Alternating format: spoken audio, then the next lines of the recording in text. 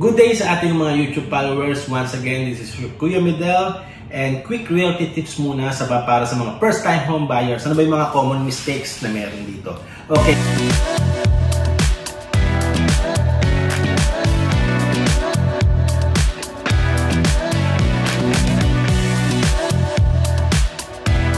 Okay, quick tips number 1. No pre-approval. Okay, marami dyan kumukuha ng bahay. Pag naalukan, mura na, 5,000 lang, lilipat ka na, agad-agad nagbabayad sila. So, wag mong gagawin yan. Unang-una, alamin mo muna ang full computation ng bahay.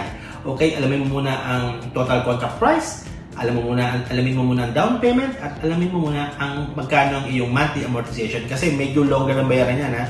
Nasa halos 30 years, lalo na kung kinuha mo yan kay Pag-ibig. Okay, second, skipping the house inspection.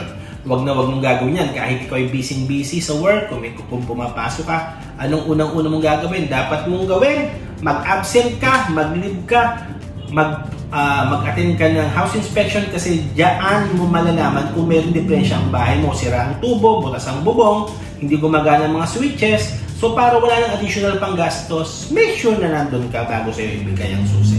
At number 3, forgetting some hidden costs. Ano ba yan? Yung minsan, hindi mo malilimutan mo sa sobrang katapusan ng lahat. Meron pa binabayaran, minsan yan, meron pang move-in fees. Hindi naman pare-pareho. So para makasigurado ka, basahin mong mabuti ang iyong kontrata. Okay, so be a smart buyer. Follow for more realty tips. Thank you!